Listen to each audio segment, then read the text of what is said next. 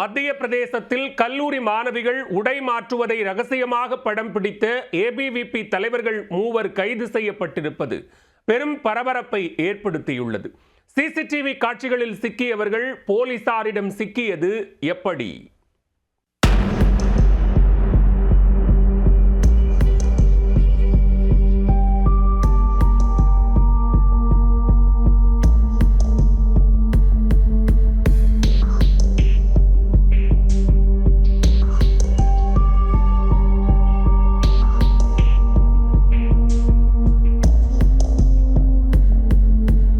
மத்திய பிரதேசத்தின் மேற்கு மஞ்சௌர் மாவட்டத்தில் அரசு கல்லூரி ஒன்று இயங்கி வருகிறது.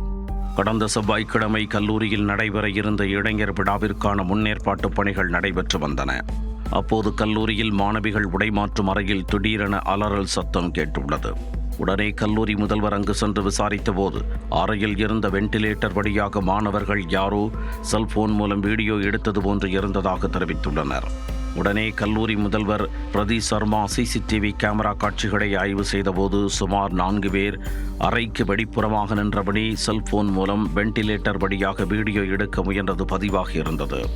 இதுகுறித்து உடனே காவல்துறைக்கு தகவல் தெரிவிக்கப்பட்டது. புகாரை பெற்று போலீசார் சிசிடிவி காட்சிகளை வைத்து 4 பேரின் அடையாளங்களை கண்டுபிடித்தனர். உடனே களத்தில் இறங்கிய போலீசார் 4 பேரில் 3 கைது செய்தனர். அவர்கள் மீது வழக்கு பதிவு செய்து விசாரித்த போது கைது செய்யப்பட்ட 3 ஏபிவிபி தலைவர்கள் என்பது தெரிய வந்துள்ளது. ஏபிவிபியின் உள்ளூர் செயலாளர் உமேஷ் ஜோஷி, இணை பொறுப்பாளர் அஜய் கவுர் மற்றும் மாணவர் அமைப்பின் நிர்வாகி ஹிமான்ஷு பைராகி ஆகியோர் கைதாகியிருப்பது தெரிய வந்தது. கைது செய்யப்பட்ட 3 மாணவர் தலைவர்களும் நீதிமன்ற காவலுக்கு அனுப்பப்பட்டனர். அவர்களிடமிருந்து கைப்பற்றப்பட்ட செல்போனை போலீசார் தடயவியல் பகுப்பாய்விற்கு அனுப்பி வைத்துள்ளனர்.